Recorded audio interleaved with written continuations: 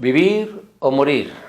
Eso es lo que sucedió en el año 72 en la cordillera andina, donde ahora tenemos una película que recoge una gran parte de esa vivencia que sucedió en ese accidente aéreo de una compañía uruguaya cuando se dirigía a Chile. Vamos con todo ello.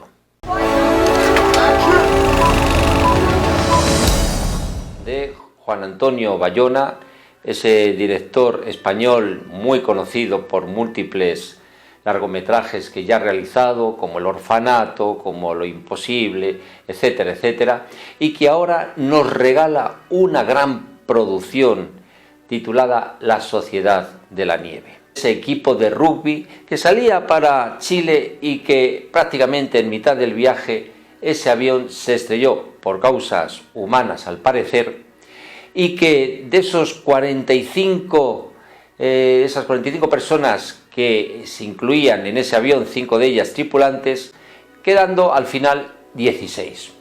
Sí quiero destacar algunos puntos fundamentales, porque no estamos hablando de ficción, no estamos hablando de una inventiva, de una creatividad de un guionista o de unos guionistas, sino que estamos hablando de algo que sucedió y ocurrió.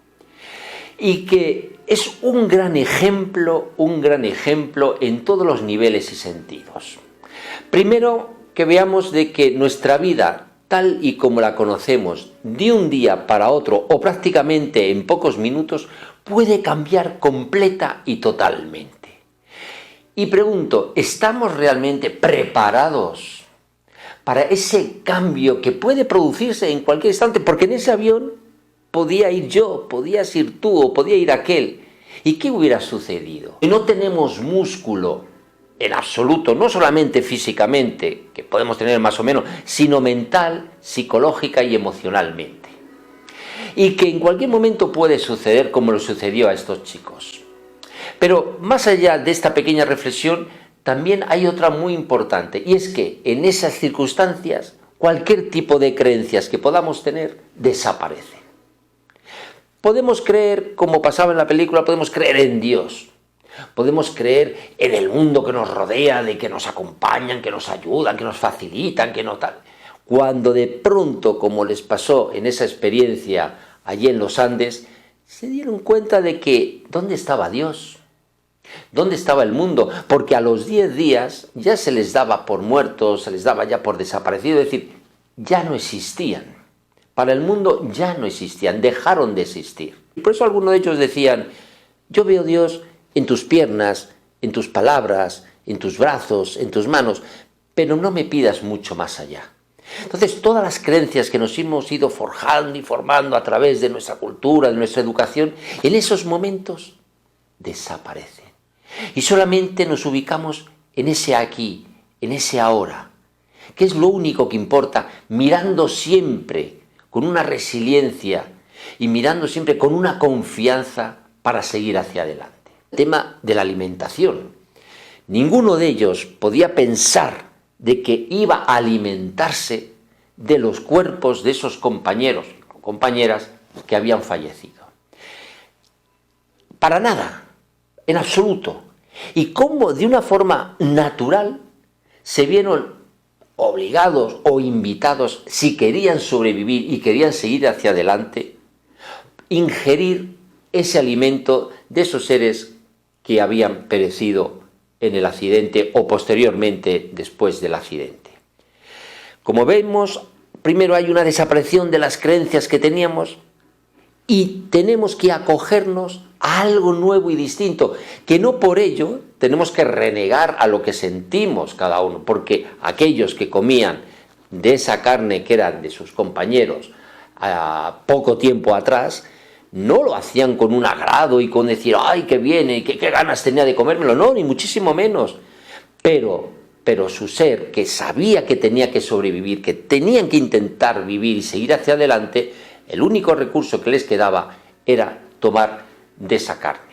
Pero además de todo eso, hay algo que me encanta también de esta película, que no se recrea en el gore, no se recrea precisamente en esa alimentación de cómo despedazaban esos cadáveres, todo lo contrario, lo muestran, se muestra ese accidente de una manera increíble, con unos efectos especiales alucinantes, que seguro van a ser de Oscar y de muchos premios, pero sin caer en ese gore, como comentaba, en esa sangría, en esa sangre, en eso, ni muchísimo menos. Se ve lo que se pasa o lo que ocurría, que no fue nada agradable, todo fue tremendo, horrible, pero sin caer, como se cae ahora mismo en el cine actual, en todo ese acrimiento de las cosas más horribles y terribles.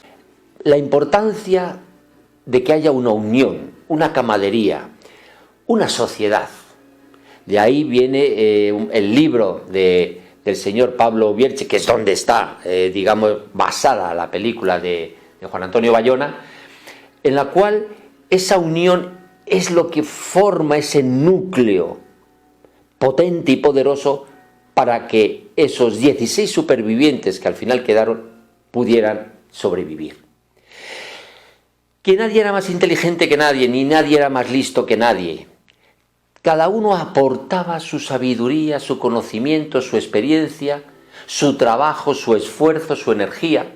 Unos de una manera, otros de otra. Ahí tenemos, por ejemplo, el personaje de Carlitos, que era uno de los más jóvenes, si no el más joven, tenía 18, 19 años, y con su gran humor, todo lo que sucedía, pues lo intentaba envolver dentro de ese concepto humorístico, cosa que ayudaba muy mucho también a sus compañeros, pero todos aportaban, pero al final todos tenían un objetivo común, que era tirar hacia adelante, intentar por todos los medios sobrevivir y seguir con sus ilusiones, sus proyectos y sus vidas.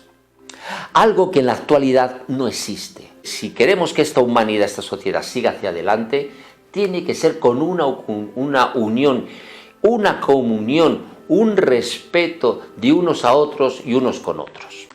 Ese humor que yo también ya comentaba hace unos momentos, que incluso en las circunstancias más difíciles es el mejor alimento posible, porque el humor no es que lo relativice, pero sí que lo envuelve de una forma mucho más llevadera. Más allá de lo que ocurre y de lo que suceda, que como decía, no era nada agradable, nada, todo lo contrario. Pero poniéndole esas gotas de humor, hacíamos muy mucho. Ahora mismo, ¿qué sucede? Caras de perro, caras de enfado, de enojo, de casi de comernos al otro, pero no precisamente por hambre, sino por esa ira, por esa forma de ser que tenemos la inmensa mayoría. El humor está dentro de nosotros y tiene que conformar parte de nuestra vida. Después de los 10 días en los cuales ya les daban por desaparecidos y que ya se terminaba la búsqueda, y decía, a partir de ese momento dejamos de esperar y comenzamos a actuar. Esto es fundamental, porque estamos acostumbrados en el mundo actual a esperar a que nos lo den todo, a que nos lo solucionen todo, a que nos pongan todo por delante, sea lo que sea. Necesito un trabajo, a ver quién me da trabajo. No tengo salud, a ver quién me cura. Me pasa esto, a ver quién me lo soluciona. No, ese no es el camino. El camino es ponerte a andar, es actuar. Y en base a esa actuación, en base a decir, tomo las riendas de mi camino, de mi vida, de mi subsistencia, de mi sobrevivencia, en este caso, de esa supervivencia que tenían esas personas que estaban ahí en esas montañas nevadas.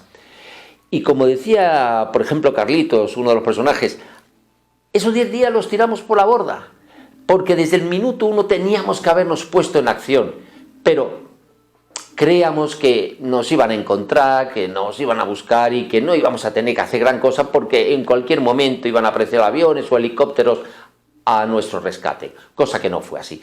Y a partir de ahí empezó a valorarse cada uno en sí mismo. ¿Y nosotros qué hacemos?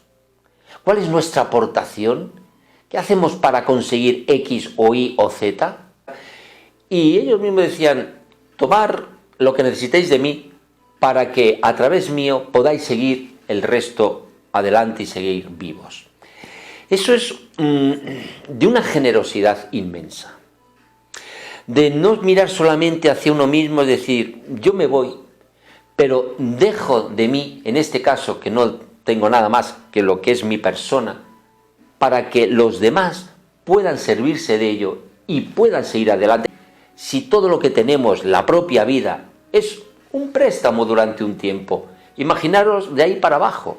Y en esas circunstancias tan difíciles nos damos cuenta de que hay que dar. Por supuesto, a cambio vamos a recibir. Cada uno recibirá en su forma, en su manera, según el momento en el que se encuentre y como esté.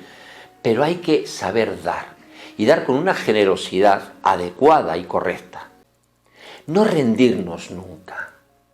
Siempre con una fuerza mental, una fuerza emocional, porque lo llevamos impreso cada uno de nosotros.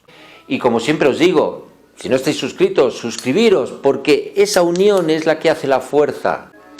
Pues muchas gracias y nos vemos pronto.